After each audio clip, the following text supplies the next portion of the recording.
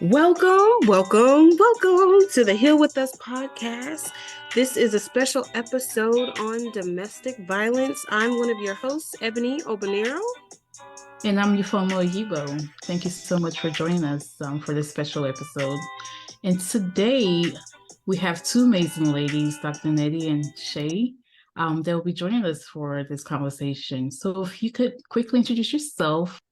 So I can go first. I am Shay DeLeon. I am a mental health counselor and currently serving at the homeless shelter here in the Atlanta Metro, and we serve men, women, and children.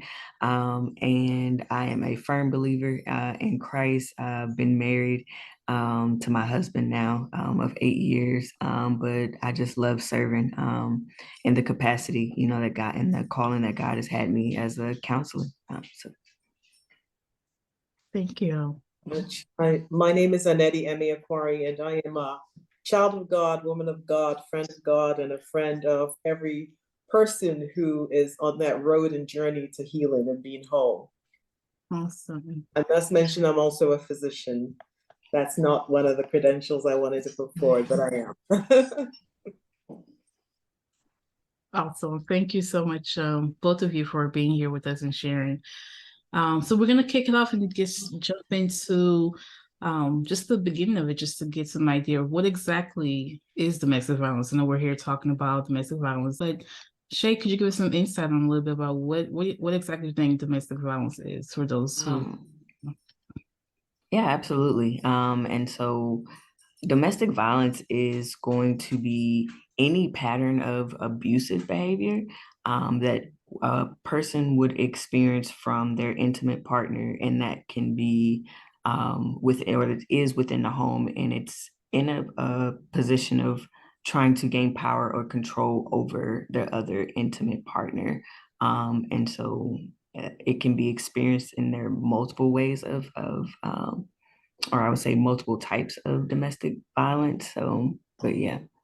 Do they have to live in the home for it to be considered? No, it's not necessarily. No, it's not necessarily just living in the home, but when it's in the term of just saying domestic violence, so you're thinking of it's someone that you're with. So no, you don't have to be living with someone to necessarily be experiencing domestic violence. But if you're in a more, I would say spousal or even married relationship, those would be considered domestic violence versus just the physical abuse or, and things of that nature. So just what is categorized as domestic violence. Thank you, Shay. I'd like to add to that, and I want us to be aware that domestic violence or intimate partner violence can affect all kinds of people in all walks of life, every background, community, education level, every ethnicity, every culture, religion, different abilities, different lifestyles. So it's not just intimate partner violence in a domestic household setting. It could be across the board, as long as there is opportunity for interaction, as long as there is opportunity for relationship of any kind. That's a very, very good point. Very good point. Now, as we talk about violence, like there are different types that, people often fail to remember. What are the different types you guys have encountered or even read about, just the different aspects of violence in general? Yeah, so you would definitely, so there is physical abuse, as well as any sexual abuse, emotional, mental abuse or psychological abuse. There can also be financial, economic, abuse and just manipulation between, two partners or two individuals. And so all of those are taken into account when it comes to domestic violence. You said financial. And I've actually had a friend who experienced some abuse that way. Her spouse literally drained her account. What have you what are some of the circumstances that you have seen financially?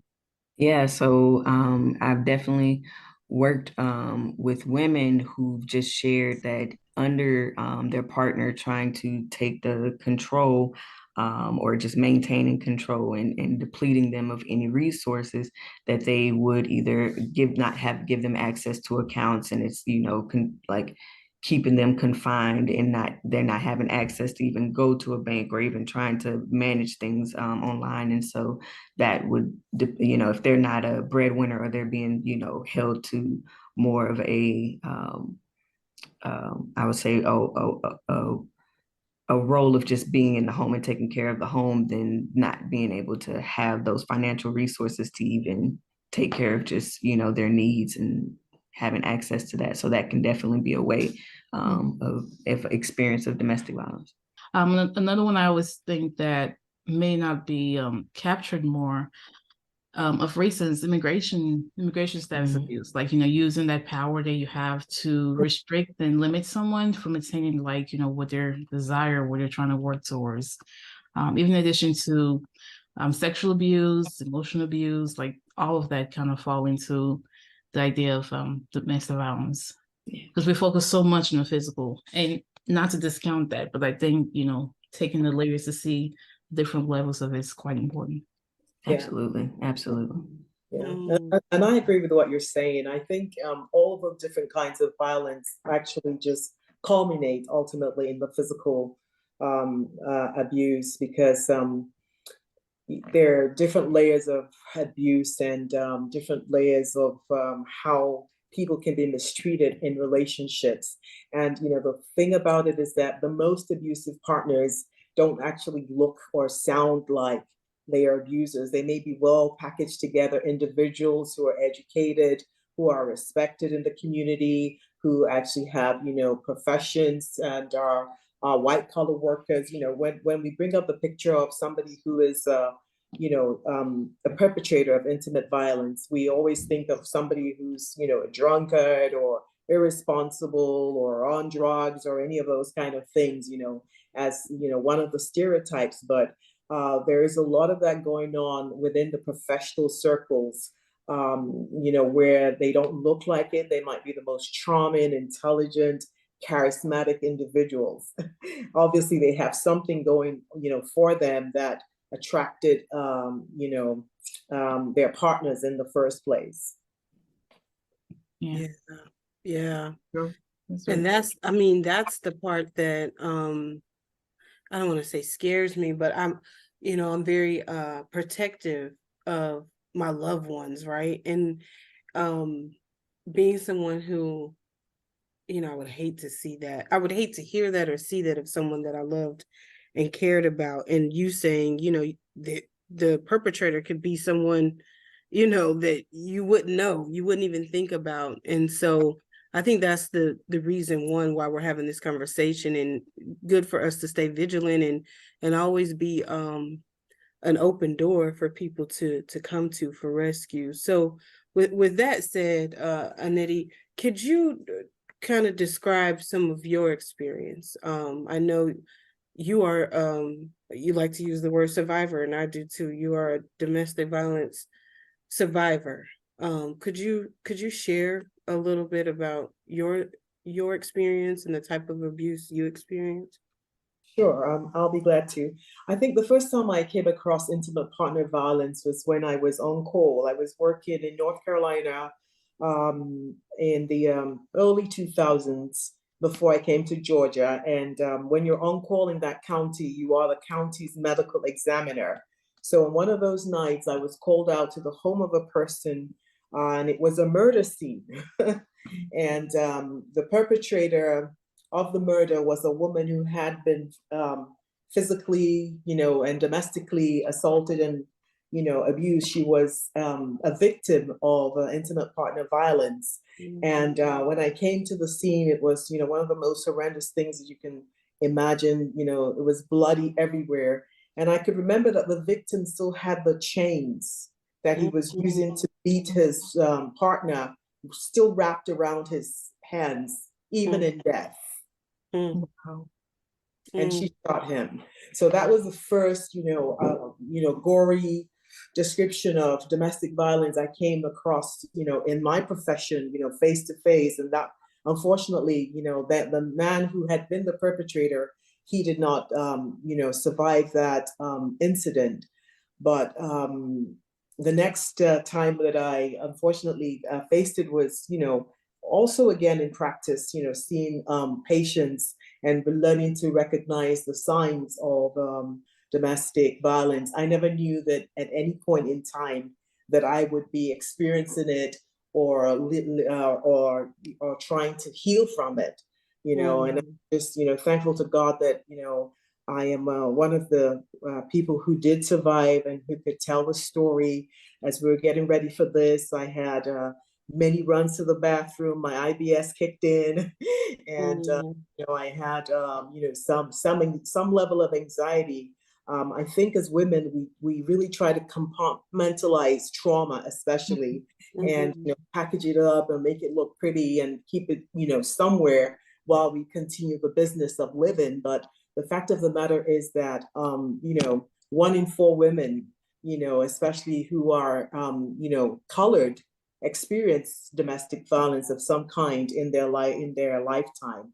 So in my case, I experienced it when my children were still young. These are children from my first marriage. Their father, it was not the person who perpetrated this against me. I just want to make that disclaimer.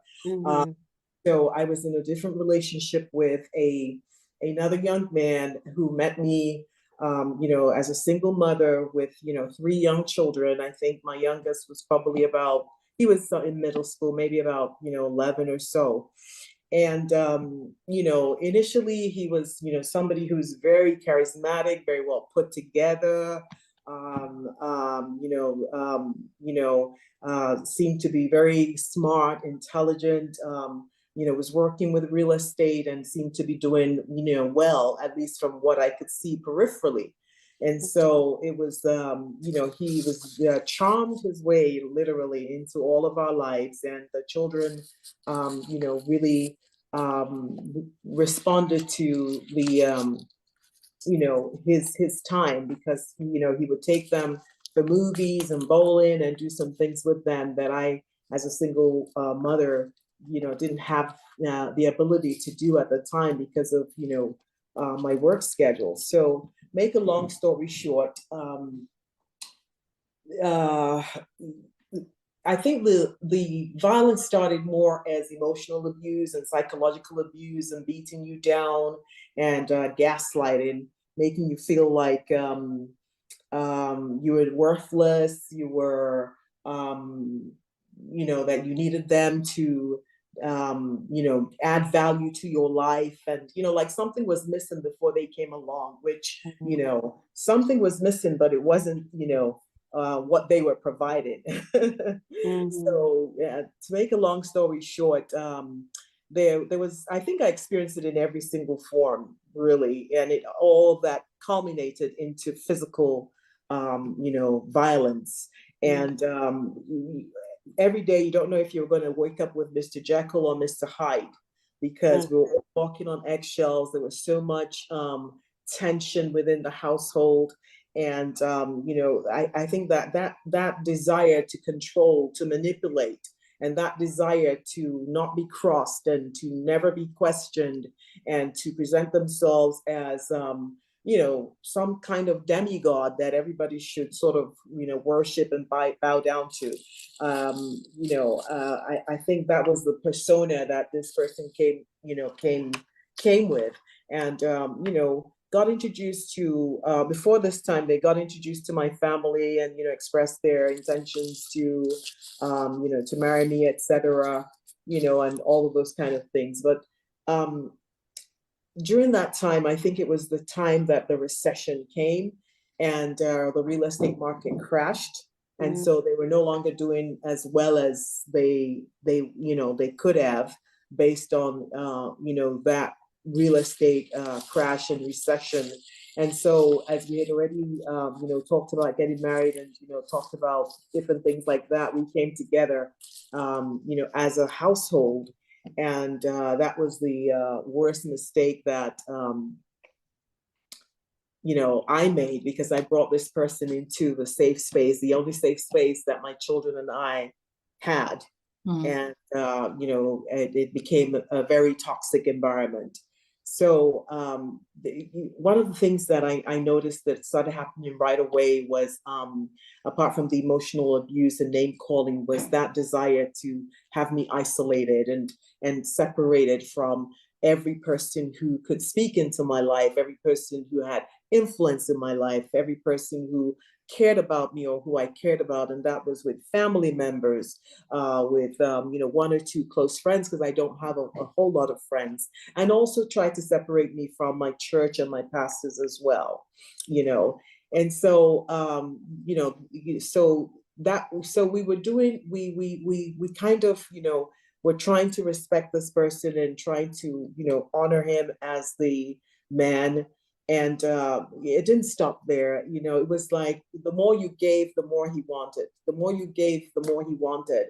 And so I found myself in a situation where, to make a long story short, I felt like I was being swiped like a credit card, where somebody constantly is making withdrawals from your life and your children's life without ever making any deposits that were positive, and at some point, when there was a non-sufficient funds notice that was coming up, he didn't understand that, oh, this message is coming up because when was the last time I deposited anything into the lives of these people? And, you took that same credit card and you went from Chase to Wells Fargo or whichever other bank and continued to swipe it, hoping that, something could come out. And at this time, there wasn't anything left to give because I had been completely spent and drained emotionally, financially, in every single way. They tried to take control over, different levels of our finances, demanding to see 6 months worth of bank statements in order to make, quote unquote, a budget for the family. And I was like, I don't even like to look at my bank statements, how much more, render 6 months worth of my bank statements, and obviously, which was showing my earnings, and my expenditure to someone. And by the way, in all of this, they did not have any bank statements or income that I could also look at and verify as we were making this budget. So one of the things that was, I became curious about was, why was the budget only around, one income and one, pattern of, expenditure or anything like that. So I saw that in the process of that, they were getting more angry, more violent, the charm switched off. Everybody was really walking, on eggshells during that time. And my son got an award in school and was supposed to, we were supposed to go there for their award ceremony. And he wanted my son to wear a tie and, dress formally. And that's not how school kids dress, And so he didn't dress the way that he had wanted him to dress. And as soon as he came on stage and he saw him not dressed that way, he walked out in the middle of the ceremony. So from then on, it became worse and worse, because then he started keeping malice with all of us in the house, as well as the children and myself, and was physically aggressive towards us. I started feeling that sense of danger. I didn't know that. I felt that if the kids stepped out of line, that he would definitely hit them. And so I tried everything in my power for them not to step out of line. I tried not to step out of line. We became invisible, as much as we could, so that we don't provoke, or trigger any of this manifestation. And, we didn't know what was going to trigger it, because it was things that were very trivial that could trigger it, like a fork or a spoon in the sink, or someone didn't wash up their dish. It could be anything. And there was no sense or rhyme or reason to it. And so, we were all trying to manage the situation, and I was trying to make an escape plan, especially because of the children, how to get them to a place of safety. I felt that they were the ones that were in danger because they were young, and I was the parent, and I couldn't provide a safe environment for them to continue to grow and thrive, And so as this was happening, my son, apologized and wrote an apology letter. And this was the day before my birthday. And we were summoned down to, my kitchen, where everybody gathered around the kitchen table. Incidentally, that kitchen table is one of the altars where I minister to my children. I minister life to them, cooking for them, and telling them all kinds of life stories and life experiences using the word of God. So this was sort of like a desecration of what had been a favorite spot for my family. And there had been flowers that had been bought because the behavior would escalate, from not talking to you and then to being charming and buying you flowers and chocolate, and you don't know which person you were gonna see from day to day. And so there was a vase of flowers that had been bought that was on the kitchen table when my son presented the note of apology, and it was torn up and scrunched into a ball. And not just that, he picked up the full vase of flowers and flung it to the wall, breaking one of our walls, and this was at the entrance of the garage. And so there was a big, crater there, and then started breaking things. And we were all shocked. We were all terrified. We were all intimidated. And he gave me a tongue washing and, berated me in front of my children, and called me all kinds of names and called them all kinds of names for daring to disobey him and not dressing the way that he had told, this, 10 or 11-year-old kid to dress, And so, the next day obviously was my birthday. So, on my birthday, he now turns to me and is like, yeah, that was my birthday present. I said, excuse me? Wow. Yeah. Oh, wow. So yeah, and there was a lot of gaslighting and a lot of tongue lashing and telling you that you were responsible for anything that he did, any manifestation of his behavior that was derogatory, that was negative, was because something outside of himself had triggered it. There was no accepting of any kind of responsibility of anything, And so, that situation, continued. And as soon as school closed, I shipped my children off to my sisters for the summer, because that was the only way that I knew I could get them out of harm's way and to safety. I never imagined that, I was also in danger. I thought it was mainly the children. I just never thought that he would actually lay a hand on me. But this was like, so we had a women's, I think it was one of the women's conferences, and it was early June, probably about the 3rd of June that year. And at that time, my friend was a leader of the women's fellowship in our church at that time. So I asked permission nicely to attend the church that I'd always loved and we'd always attended, for a couple of years before we met this fellow. And so after church, I went to my friend's house, and she had been one of the people who had kept coming here despite his desire, for her not to. He told me all kinds of things about her, in order for me to break that relationship, in order for us to not have access together. And, and this was the only person who knocked on these doors, and so she refused because she could see what was going on. And she continued to worry about my safety and worry about my, the safety of my children. But I never allowed her to talk to me about it. I thought that I could manage it. I thought that I could pray through it. I thought that if I, just gave him what he wanted and did what he wanted, we would be safe. He would be happy. But it was. And Anedi, in that experience, just you saying feeling alone, like, even though, what I'm saying, like, not knowing how can you reach out to someone, and just interested on how you share, as far as the experience that the kids had and your experience of it, and just what that looked like, just, yeah. Yes, it was a living nightmare. And I didn't know that I could reach out to anybody because I was ashamed. I think shame was one of the things. And I was disappointed in myself because I was a person who brought this person into the safe and nurturing and loving and kind environment where I had, built, for my children to be raised.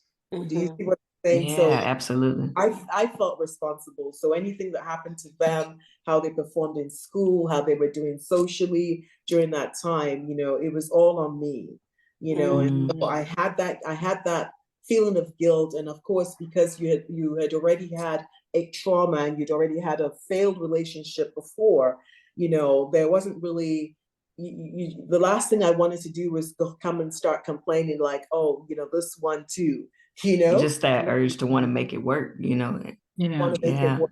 Yeah, but I think where I drew the line was the children. I just they don't deserve that, and I am the person who is a responsible party that introduced this person into our environment and made it less safe and made it very toxic for them. And so that was the key thing that was driving me, was their safety all the time, and so so on this particular occasion, I had gone to church. I had met with my beloved pastors who had been, very much a part of, our life and our early integration to Georgia. And I know that we had offended them just the way we had, left the church abruptly because of, his coercion. And I was trying to see how to make amends and how to, reintroduce the subject of this particular person to them and everything. So I requested audience, and when I came home for that movie, we went to the movie. I was still very tense, and during that time, I think Pastor reached out to me and said that they were available if I wanted to see them that evening, or if he wanted to see them that evening. And I was just scared of even answering the phone or letting me know that anything like that, was taking place. So I think I took a bathroom break and went outside and, made a quick call and said, oh, we're at the movies, but, we'll stop by on our way. And so as we were leaving, I was trying to find out how I could present this to this young man that we needed to go to Pastor's house, And as soon as I said that, he was like, why? I said, oh, he wanted to see me. I had requested a meeting. He didn't even let me get the words out. Oh, he flipped. How dare shut you down. How dare he call me? How dare he come and call me directly? That needed to be through him, and all of this kind of stuff and all this kind of stuff. And I said, don't worry about it. We don't need to go. We're good. We're good. Just don't even remember that I said anything like that. And he was like, oh no, we're going. So he was trying to find the house in the night. And I refused to give him the address, and I refused to tell him the street. You understand what I'm saying? So he kept on prowling around that neighborhood. And I said, listen, they have a neighborhood watch, and they are going to probably call the cops, on us. Let's just leave this thing. Let's just go home. So he tried to wrestle my phone out of my hands in order to get his number. And I didn't want him to insult Pastor, because he had insulted everybody that meant something to me. All the friends I had, family, he had found a way to insult them. And a lot of them were people of God. So he wasn't just, insulting my family. He was insulting, a lot of my friends who were also, ordained ministers, and I just could not fathom that happening again, and not to, my pastor, so anyway, so I think that was, what triggered the rage, another spell of the rage. And so he started beating me in the car, while we're still driving, and so I think he stopped at a stop sign, and either I fell out of the car or he pushed me out. One thing, but I was on the street. I had one shoe. I was crying and trying to walk home. So he had the car. He got home before I did, and because he was a realtor, he had access to everybody's addresses online and stuff like that when he pulls up, your name. So he was able to get the address and, the information that he wanted, and passed me again and went, to try to confront the pastor. Wow. And I didn't know that. I didn't know that. So when I was coming into the house, I threw my phone in the bushes, thinking that, oh, I'm still trying to protect the integrity of my phone and, not let him have access to it to get the number that he wanted. And when I came in crying, and because I didn't have that phone, I picked up the land phone. And as soon as I had the land phone in my hand, it's like, oh, you're trying to call the police? You're trying to report me? Oh, and then it was on. Yeah. So he literally, he beat me. It was, just black and blue from one corner of the house to the other, to the garage. Finally I escaped. I escaped through the front door and, ran to a neighboring, office building parking lot, and I was hiding in the bushes there. I was able to retrieve my phone, from the bushes, and was able to, I unfortunately for him, he got me on one of my eyes, so that eye was kind of like swollen shut. All the beating was around my head, and I said, "You are a professional wife beater. You know exactly where to lay these blows." So that people would not know he had been widowed, and his wife had died in another country, according to him, while she was giving birth. And I just started wondering, if she was also a victim of intimate partner violence, knowing this particular person. Yeah. Yeah. So anyway, that was what happened, and I ran out and